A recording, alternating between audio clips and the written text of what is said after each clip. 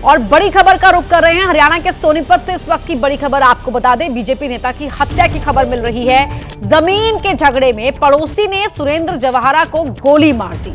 BJP Mundlana मंडल अध्यक्ष थे सुरेंद्र जवाहरा और बताया जा रहा है कि जमीन का झगड़ा था पड़ोसी के साथ। पड़ोसी ने इसी विवाद में सुरेंद्र जवाहरा को गोली मार दी और उनकी मौत हो गई। हरियाणा के सोनीपत से जो बड़ी खबर इस समय की मिल रही है वो ये है कि बीजेपी नेता की गोली मारकर हत्या कर दी गई है।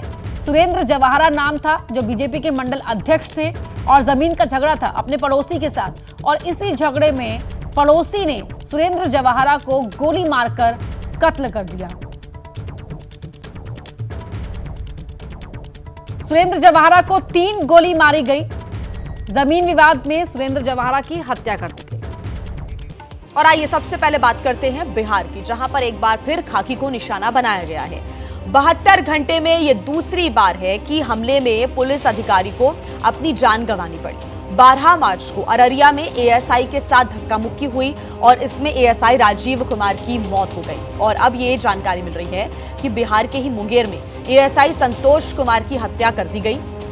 दरअसल संतोष कुमार 2 पक्षों के बीच विवाद को सुलझाने के लिए पहुंचे थे, जहां पर एक पक्ष के किसी शख्स ने धारदार हथियार से संतोष कुमार के सर पर हमला कर दिया, जिसमें वो गंभीर रूप से घायल हो गए थे। फौरन ही उन्हें पटना के लिए रेफर किया गया, लेकिन उनकी मौत हो गई। संतोष सिंह पुलिस की डायल 112 सेवा में तैनात थे और उन्हें फोन पर 2 पक्षों के बीच मारपीट की शिकायत मिली थी। पुलिस 3 लोगों को हिरासत में लेकर फिलहाल पूरे मामले की जांच कर रही है, उनसे पूछताछ भी की जा रही है। हालांकि क्या कार्रवाई की जाती है ये देखना होगा, लेकिन सवाल उठाती एक बार फिर से घटना सामने आई है बिहार से, जहां के मुंगेर में एएसआई संतोष सिंह की हत्या कर दी गई। विवाद की जानकारी मिली थी कि 2 गुटों में विवाद हो गया है, झगड़ा हो गया है। उसको सुलझाने के लिए पुलिस पहुंची थी और पुलिस पर ही लोगों ने हमला कर दिया। विवाद को सुलझाने के दौरान ही उनके जो पक्ष लड़ाई कर रहे थे उसमें से किसी अज्ञात आदमी के द्वारा किसी आदमी के द्वारा उनके सर पे प्रहार किया गया है, जिससे उनके सर पे काफ़ी ज़्यादा चोट आई है। सूचना मिलने पे तुरंत थाने की टीम वहाँ मूव की, जिला की टीम वहाँ मूव की। उनको तुरंत लाया गया है, यहाँ हॉस्पिटल में भर्ती करवाया गया। इनिशियल इलाज करवा के उनको तुरंत पटना हायर सेंटर के लिए रेफ़र किया गया है। इसमें जो लोग भी शामिल हैं उस पर हम लोग काम कर रहे हैं, त्वरित कार्रवाई करते हुए इसमें बहुत जल्द हम लोग गिरफ्तार। देखिए 2 दिन पहले यानी कि 12 मार्च को बिहार में ऐसी ही घटना सामने आई थी। बिहार के अररिया में पुलिस की एक टीम अपराधी अनमोल यादव को गिरफ्तार करने के लिए पहुंची थी।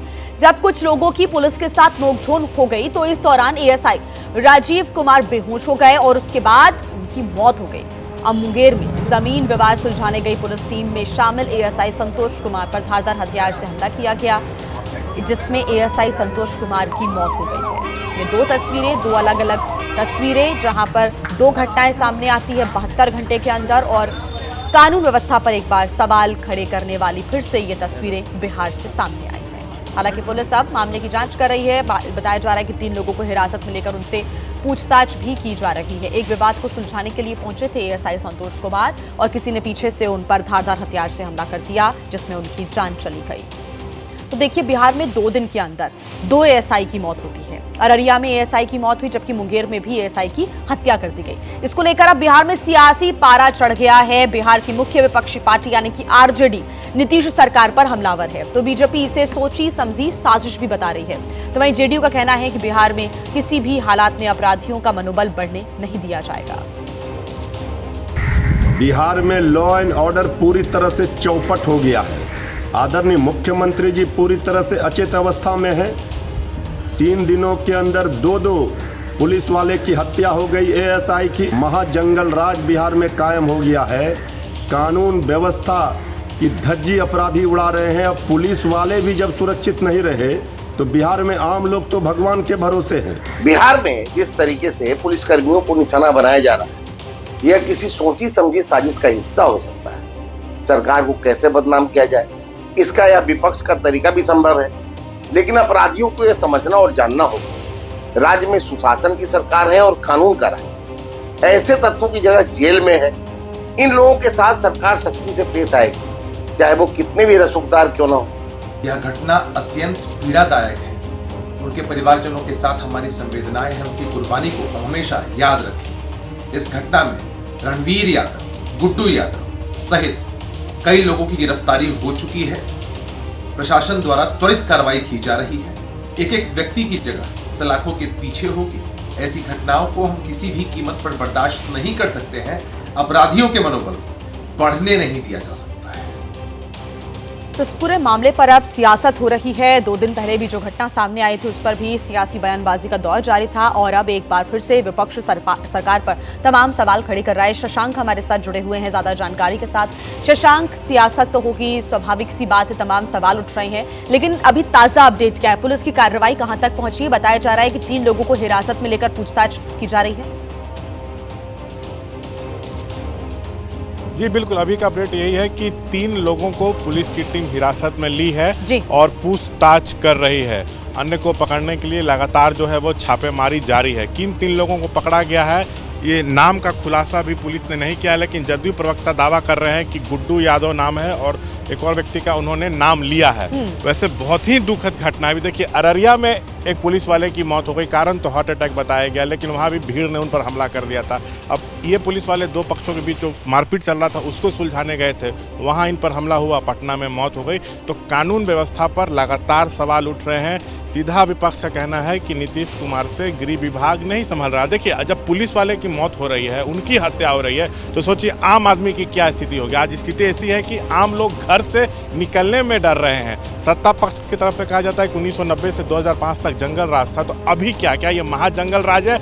ये एक बड़ा सवाल उठ रहा है। आज होली है, पटना में होली है, बिहार के कई जिलों में आज होली मनाई जा रही है। प्रशासन अलर्ट मोड में है, जगह जगह चप्पे चप्पे पर पुलिसकर्मी तैनात हैं। लॉ एंड ऑर्डर को दुरुस्त रखा जाए, इसकी कोशिश हो रही है, लेकिन सिर्फ कोशिश हो रही है, जमीन पर धरातल पर कुछ भी उतरता हुआ नहीं दिख रहा है। जब कल मुंगेर में जो एएसआई थे जिनकी मौत हुई है वो अपनी टीम के साथ गए, तो सवाल उठ रहा है क्या सिर्फ 2 से 3 लोग गए थे? क्या पूरी टीम नहीं गई थी? कैसे इतनी हिम्मत हो गई वहाँ पर कि भीड़ ने उन पर पीछे से हमला कर दिया? तो कई तरह के सवाल उठ रहे हैं। अपराध पर लगाम लगाने के लिए ठोस कदम उठाने की जरूरत है। और आप देखिए, चुनावी साल है, लॉ एंड ऑर्डर एक बहुत बड़ा मुद्दा बनते जा रहा है बिहार में, और सीधा निशाने पर सीएम शशांक, इन्हीं स्थितियों को एक बार जान लेते हैं कि पुलिस की टीम पहुंची थी और साथ ही वहां पर कितनी ज्यादा भीड़ थी। इतनी ज्यादा भीड़ थी कि पुलिस पर ही अटैक हो जाता है। यहाँ पर एएसआई संतोष सिंह की मौत हो जाती है। हमारे साथ मनीष कुमार जुड़े हुए हैं मुंगेर से, जहां पर वारदात हुई है, वहीं से हमें अपडेट्स दे रहे हैं। मनीष,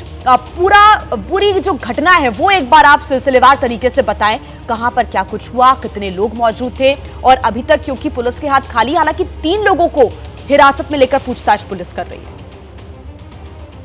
है। ये बता दूं कि कल दिन से ही नंदालपुर मुफस्सिल थाना क्षेत्र के जो है नंदालपुर गांव है, वहाँ कल दिन में ही 2 गांव के जो पड़ोसी हैं आपस में लड़ रहे थे और दिन से ही पुलिस यहाँ पर आ रही थी।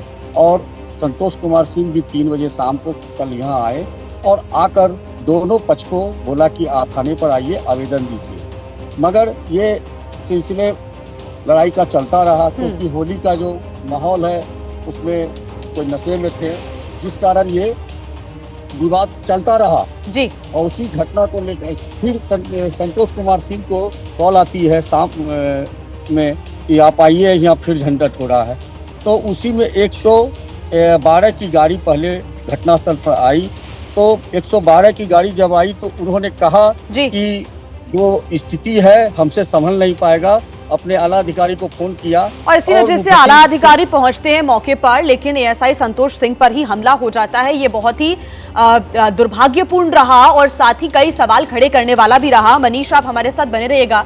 शशांक, अब सवाल यही उठ रहे हैं कि क्या इतने ज्यादा बेखौफ हो गए हैं बिहार में, क्योंकि लगातार अररिया से भी उस प्रकार की घटना सामने आती है, लोगों को कोई डर नहीं है, कोई खौफ नहीं है, और मुंगेर से भी ऐसी ही घटना सामने आती है। पुलिस वालों से जब स्थिति नहीं संभलती है तो आला अधिकारियों को पहुंचना पड़ता है, लेकिन स्थिति और ज्यादा बदतर हो जाती है। ऐसी व्यवस्था है, ऐसा लग रहा है।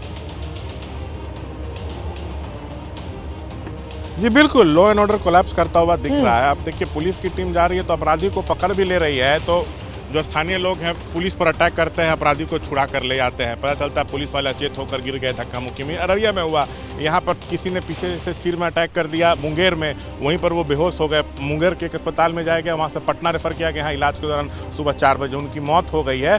तो पुलिस व्यवस्था किस तरह से चल रही है, ये एक बड़ा सवाल है। देखिए, अपराध पर लगाम लगाने के लिए ठोस नीति अपनाने की जरूरत है। अब चाहे वो नीति एनकाउंटर नीति हो या जो भी हो, अपराधियों में पुलिस का खौफ हो, ये सबसे जरूरी है। आप जिस तरह से पुलिस वाले मृत्युंजय तिवारी जी हमारे साथ जुड़ गए हैं, आरजेडी के प्रवक्ता हैं। शशांक, आप हमारे साथ बने रहिएगा, अपडेट्स हम लेंगे आपसे। मृत्युंजय जी, क्या चल रहा है ये? और एक बार फिर से मुंगेर से ऐसी घटना सामने आती है, बिहार में कानून व्यवस्था पर सवाल खड़े करने वाली। मृत्युंजय जी, देखिए पिछले 3 दिनों के अंदर ये दूसरे एएसआई की मौत हुई है। अररिया में एक दिन पहले ही इस तरह की घटना हुई थी, जब एक एएसआई गए थे वहां पर अपराधियों के पास, वहां पर जा करके उन्होंने, पुलिस ड्यूटी में गश्ती में थी जी, और इसके बाद अपराधियों ने उन पर हमला कर दिया और उनकी मौत हुई। बाद में पुलिस ने बताया कि हार्ट अटैक से मौत हुई है। और इस मुंगेर की घटना में संतोष कुमार एएसआई थे, वो 2 गुटों के बीच में तो जमीन विवाद को लेकर के गए थे सुलझाने। उसके बाद उनके ऊपर हमला किया गया और उनकी पटना में इलाज के दौरान मौत हो गई। आखिर ये बिहार में कानून व्यवस्था पूरी तरह से चौपट हो गया है। आदरणीय मुख्यमंत्री जी पूरी तरह से अचेत अवस्था में है। ये अपराधी राज, महाजंगल राज कायम हो गया है। मृत्युंजय जी, बीजेपी और जेडीयू कह रही है कि ये तो सरकार को बदनाम करने की साजिश हो रही है। देखिए, जब सरकार को बदनाम करने की साजिश बोलने वालों को थोड़ी सी भी शर्म हया होनी चाहिए। जो वर्दी वाले पुलिस हैं, जिनके ऊपर जिम्मेवारी है जनता की सुरक्षा की, अब वो सुरक्षित नहीं रहे, ठीक, तो आम जनता तो भगवान के भरोसे है। जिनकी सरकार है उनसे सवाल करना यहाँ पर बहुत जरूरी है। नीरज कुमार जी हमारे साथ जुड़े हुए हैं, जेडीयू से प्रवक्ता हैं। नीरज कुमार जी, क्या चल रहा है बिहार में? 3 दिन के अंदर ऐसी वारदातें हो जाती है, 2 एएसआई की मौत हो जाती है, लोगों में डर नहीं है कानून का? मुंगेर की जो घटना है, 112 नंबर पर सूचना आती है। सूचना के बाद पुलिस त्वरित रूप से एएसआई जो थे वो पुलिस टीम के साथ जाते हैं, समझाने के लिए घर के अंदर जाते हैं, तो वहीं घर के अंदर हमला होता है और इस संबंध में राजवीर यादव और गुड्डू यादव की गिरफ्तारी हो चुकी है। अब ये तो अकस्मात घटना है, भाई कोई व्यक्ति जाए समझाने के लिए और घर के अंदर हमला कर दे उस पर, ये तो कोई लेकिन इतनी केपेबल भी तो होनी चाहिए ना नीरज कुमार जी पुलिस, इतनी कानून व्यवस्था भी तो आपकी दुरुस्त होनी चाहिए कि किसी को डर लगे। ऐसा लग रहा है कि बिहार में तो डर ही नहीं है और कोलैप्स करता हुआ सिस्टम आ रहा है नजर। नहीं, हमको जरा समझाइए आप, यह घटना कोई पुलिस गई अपनी जिम्मेवारी निर्वहन करने के लिए, इससे कोई इनकार है? अब कोई अकस्मात चाकू से घटना कर दे, ये तो अब किसी को आप समझा रहे हैं, समझाने में एक हमला करते, हमला करने का मतलब है कि वो दूषित मानसिकता के साथ किया, जमीनी विवाद था, प्रशासन त्वरित रूप से गया 112 पर सूचना जाने के बाद। अब इस ढंग की घटना, दुखद घटना, मर्मांतक घटना हुई है और 2 लोग की गिरफ्तारी भी हुई है, जहाँ तक मुझे जानकारी है। नीरज जी, 2 लोगों की गिरफ्तारी हुई है, पूछताछ हो रही है, लेकिन लोगों में इतना डर तो होना चाहिए कानून व्यवस्था को लेकर, पुलिस वालों को लेकर, कि पुलिसकर्मी पर ही हमला ना करें। एक संदेश तो देना चाहिए ना। बिहार में ऐसा लग रहा है कि पहले अररिया में ऐसा हो जाता है, फिर बैक टू बैक मुंगेर में ऐसा हो जाता है, लोगों में डर नहीं है। आपको संदेश तो देना पड़ेगा ना। कब तक आप इसको आकस्मिक घटनाएं बताते रहेंगे, ये बताइए। ये आकस्मिक घटना है, ये नहीं है कि कोई प्लान्ड वे में ये हुआ है, आकस्मिक घटना है ये तो कोई भी कर सकता है। घर में समझाने के लिए कोई आए कि लड़ाई झगड़ा नहीं करिए जी, और उसी बीच में कोई हमला कर दे, इसका मतलब तो सीधा सीधी है, ये आकस्मिक है, एक्सीडेंटल है, इससे कैसे कोई इनकार कर लेगा? मृत्युंजय जी, आकस्मिक घटना है, हो जाता है ऐसा। अब गए थे समझाने के लिए तो किसी ने कर दिया अटैक, प्लान्ड वे में तो नहीं किया था। ये है सरकार का पक्ष इस वक्त। सरकार का इकबाल खत्म हो चुका है। अब सरकार पूरी तरह से, प्रशासन एक तरह से अपराधियों के सामने नतमस्तक है। अपराधियों का खौफ देखिए, ये पुलिस वाले कह रहे हैं, गए समझाने के लिए, उन पर हमला हो रहा है, तो पुलिस का वर्दी का कोई डर नहीं रहा। इसी को तो महाजंगल राज कहा जाएगा, अपराधी राज कहा जाएगा। ये अपराधी पुलिस वालों पर हमला कर रहे हैं, उनकी जान ले रहे हैं, और सरकार में बैठे लोग ज्ञान दे रहे हैं। अब इससे बड़ा दुर्भाग्यपूर्ण स्थिति बिहार के लिए कुछ नहीं हो सकता है। जंगल राज का जो लोग राग अलापते हैं उनको बताना चाहिए इसे किस राज की संज्ञा दी जाए। जिसके ऊपर जिम्मेवारी है जनता की सुरक्षा की, अब वो सुरक्षित नहीं रहे जी। आम आदमी का तो अब भगवान ही मालिक है बिहार में। बिहार अब जितना जल्दी सरकार की विदाई हो उसी में बिहार की भलाई है। ठीक, सवाल उठना लाजमी है, लेकिन यही उम्मीद है कि कार्रवाई यहां पर कड़ी और एक संदेश कहीं ना कहीं जाए। लेकिन अभी कानून व्यवस्था पर तमाम सवाल खड़े हो रहे हैं कि क्या बिहार में अपराधी बेखौफ हो गए हैं। बहुत शुक्रिया नीरज कुमार जी हमारे साथ जुड़ने के लिए। मृत्युंजय तिवारी जी आपका भी बहुत शुक्रिया। आगे बढ़ते हैं खबरों में और बात कर लेते हैं हरियाणा की, जहां के सोनीपत में बीजेपी नेता की हत्या कर दी गई। जमीन विवाद में पड़ोसी ने सुरेंद्र जवाहरा को गोली मार दी है। बीजेपी मुंडलाना मंडल अध्यक्ष सुरेंद्र जवाहरा जिन्हें गोली मार दी गई, ये बड़ी जानकारी मिल रही है। गोली मारने के बाद उनकी हत्या कर दी गई है। हरियाणा के सोनीपत में बीजेपी नेता की हत्या की जानकारी मिल रही है। विवाद था जमीन को लेकर। जमीन विवाद में पड़ोसी ने सुरेंद्र जवाहरा को गोली मारी, उनकी हत्या कर दी। ये बड़ी जानकारी हरियाणा के सोनीपत से। हालांकि अब पुलिस पूरे मामले की जानकारी भी जुटा रही है, साथ ही सीसीटीवी फुटेज को भी खंगाला जा रहा है। आगे की जो कार्रवाई है वो की जा रही है। लेकिन एक बार फिर से सवाल खड़े हो रहे हैं। सरेआम यहां पर गोली मार दी गई। जमीन विवाद में पड़ोसी ने सुरेंद्र जवाहरा को गोली मार दी। बता दें कि सुरेंद्र जवाहरा बीजेपी मुंडलाना मंडल अध्यक्ष थे, उन्हें गोली मार दी गई। पुराना जमीन विवाद यहां पर चल रहा था और ये विवाद देखिए कैसे पहले झड़प होती है। ये सीसीटीवी फुटेज आया है, एक दुकान के अंदर का नजर आ रहा है सीसीटीवी फुटेज, जब हाथापाई झड़प जैसी स्थितियां बनती हुई दिख रही हैं और उसके बाद गोली मार दी गई। ये तस्वीरें आपके सामने और अचेत अवस्था में यहां पर एक शख्स आपको नीचे बैठा हुआ भी नजर आएगा। हालांकि इसी पूरे सीसीटीवी फुटेज की जांच पड़ताल में पुलिस जुटी हुई है।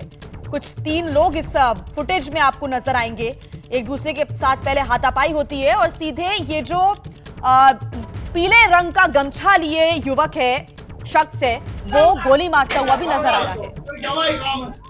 सचिन हमारे साथ जुड़े हुए हैं ज्यादा जानकारी के साथ। सचिन, क्या कार्रवाई की जा रही है, पूरा घटनाक्रम क्या रहा, बताएं। जी देखिए, ये बीजेपी नेता है जो मुंडलाना मंडल जवाहरा, जिनकी मर्डर हुआ है, तो देर रात में मर्डर हुआ है। तो बेसिकली इसमें ये जमीनी विवाद है जिसको लेकर ये सारा इंसिडेंट हुआ है और पड़ोसी की जमीन को लेकर कोई ये रंजिश नहीं, जिसके चलते ये सारा इंसिडेंट हुआ है। और इसमें जो सदर पुलिस है वो सारे मामले की जांच कर रही है कि आखिरकार ये कैसे सब कुछ हुआ है और इसमें मेन जो अक्यूज हैं, कंप्लेंट हैं, वो कौन कौन है। इसके अलावा भी जिन लोगों ने ये वारदात को अंजाम दिया है। बट ये बड़ा सनसनीखेज है जिस तरीके से ये इस सारे इंसिडेंट को जो है अंजाम दिया गया है, जिससे गोलियां मारी गई। 3 गोलियां इस बीजेपी लीडर को फिजिकली मारी गई हैं सुरेंद्र जवाहरा को। तो पुलिस, सदर पुलिस जो इस मामले की फर्दर जांच कर रही है कि इसमें कॉन्स्पिरेसी जो है, फर्दर कॉन्स्पिरेसी जो है वो क्या है। पूछताछ किन लोगों से की गई है, क्या किसी को हिरासत में लिया गया है अभी तक, सचिन? हाँ जी, देखिए पुलिस ने हिरासत में जरूर लिया है कुछ लोगों को, पर अभी जांच जो है चल रही है इसमें कि आखिरकार इसमें मेन मोटिव और मेन कॉन्स्पिरेटर जो है इस सारे इंसिडेंट में वो कौन कौन है। जी, ये जो पड़ोसी ने गोली चलाई है, क्या इस तक पुलिस पहुंच पाई है अभी तक? जी देखिए, अभी तक पुलिस जो है इस पड़ोसी तक पहुंच नहीं पाई है जहाँ तक हमें जानकारी थी। बट पुलिस ने कुछ लोगों को जो है वो जरूर डिटेन किया है।